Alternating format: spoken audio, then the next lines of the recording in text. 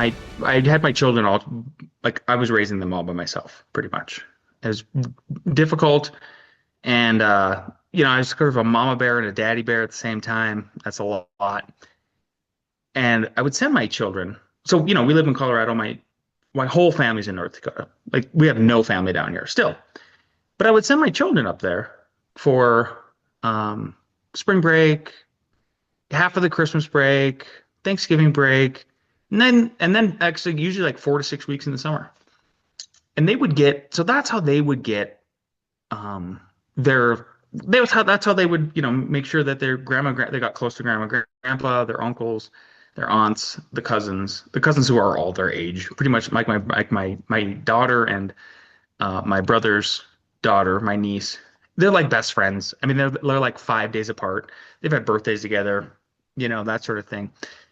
Uh, so I would send them up there. Well, right before I sent them up there for this one Christmas, I got into like my third fist fight with my dad. Like I said, even at 13 was not getting along with this guy. Um, and this was kind of the one where it was like, now I'm a grown man and is much stronger. And so I ended up kicking him out of my house, because he was staying with us for a weekend or something like that. It was over like salmon, it was over like dinner. It was ridiculous. Kicked him out, and then I got to host Christmas that year in Colorado. Hosting Christmas is very awkward for him. It's been hilarious for me because I'm like a very confrontational person. Not in a bad way, just like I'm not afraid to just like let's just talk about this or whatever it is. So they came down. He had a terrible time. Everybody else had a great time. My kids, as a routine, got sent up there for, and then I'd fly them back or whatever. It was very routine for our family to do this. And my son calls me a couple days into it. I think he would have been like 10. And he's crying, and he's upset, and he's like, Grandpa yelled at me. And I just kind of lost it. I just got really angry because it was like, oh, now you're doing it to my son. Like, what are we doing here? So I called my brother and I go and I was yelling, complaining to him about it. And I go, what do you think? What would it be like if he did that to Lawson? Lawson's his son. As a, trying to make him be empathetic to the situation. And he really wouldn't answer the question, which is fair. And instead he goes, I think you need to find out who your real dad is. And I go, what? I go, what? Because my brother, I'm 6 years older than my brother. And I look pretty Caucasian, but I'm mixed Native American, but mostly Caucasian, like mostly of European descent, like mostly French, English, and Portuguese.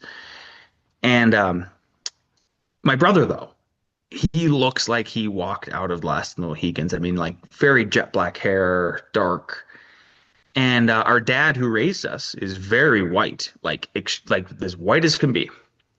So when I was growing up, I would always be that mean older brother, and I would tell my brother, like, "Dad's not your real dad. Like, Dad's my real dad," because they would call us Salt and Pepper.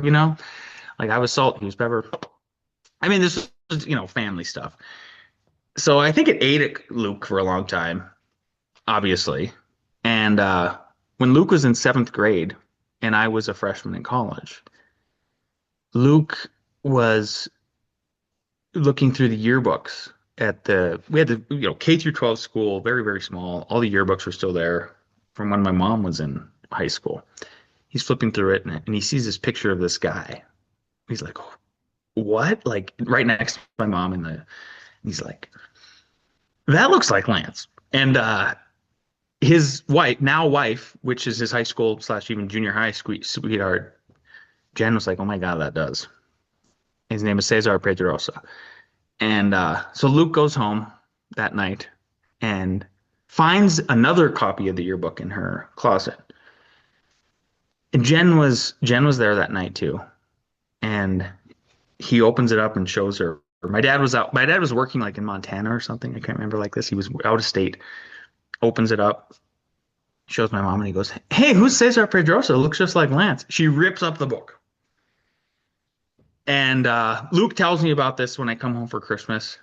And I was like, In college, I didn't care. I was about to have my first child. I was like, I just don't care. I'm actually getting along with my dad. Like, I don't care, you know. And so I didn't even think about it until then, I was 33. Then he brings it up and oh yeah. I'm like, oh yeah. Hmm. And I go, okay. I'm angry, right? So I go, okay, let's do this. If we're gonna do this, then you know what can happen if it's like if this really comes out, you know what's like this means. Oh yeah, I know what it means. He's like, I usually like, I love you. I just you need to find out. Okay. So I go, send me a picture. So he goes back to the library. This is when he's a grown man. Goes back to the library, takes a picture, gives it to me. Before I reach out to this guy though and find this person, I had sent over. I made a Photoshop of me and Cesar next to each other. Sent it to like old girlfriends, my fiance at the time, now wife, and I go, just give me your reaction when you look at this picture. And they go, hmm, you guys look familiar. You guys look similar. Okay, okay. So I went to Facebook and I typed in Cesar Pedrosa. Wham, 101 mutuals or something. I'm like, what the heck? Well, that's crazy. Same guy. I friend him because I know at that time this would have been, yeah, 20, what did I say, 2013, 2017? Yeah, something like that. When I was 33, 42, 2015. I know at that time, like, because I was an avid social media user, like, oh, you got to friend somebody to be able to message them directly and all that. So he accepted it.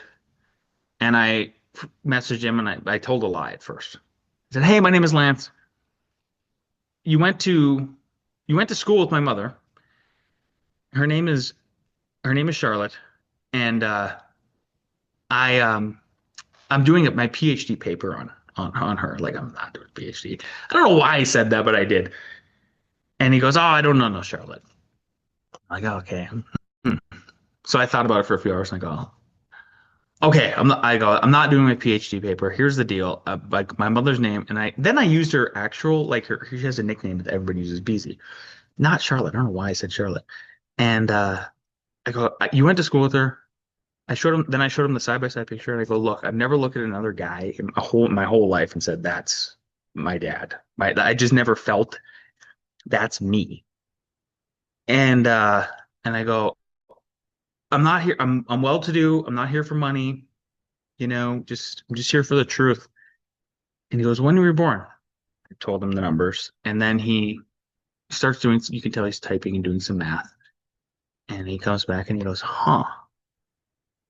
And he goes, I go, well, why don't we just pause the conversation for today? And why don't you just sleep on it? If you never want to talk to me again, then, then don't. But if you do, message me in the morning. And so I didn't sleep that night. And I got a message right away in the morning, like 3 or 4 a.m. He said, let's make a test. That's what he said. Let's make a test. He speaks okay English. So I ordered a test. One swab went to Denver, one swab went to Brazil.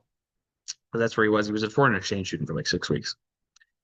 And so the whole time that I'm waiting for these test results to get back. By the way, just to remind everybody who's listening, is like, this is out of anger. I'm doing this out of anger. I'm searching for the truth out of anger because I wanted to use this as a battering ram against the dad who raised me. I wanted to hurt him.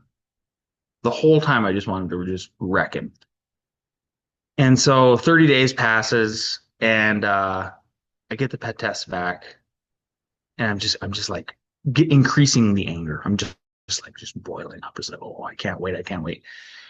And I open up the envelope and it's like, you are 99.99999.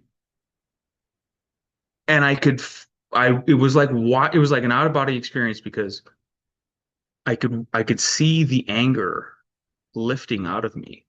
And I was so angry that the anger was leaving. And all I could say was, God, I was just crying out to God. I was like, what are you doing? Like, what are you doing right now? Why are you, don't. And then I don't know if it's my voice or another voice, but the the the the thought came through my head, which was, You idiot. Like, God knows you better than you. He made you. This is all part of his plan.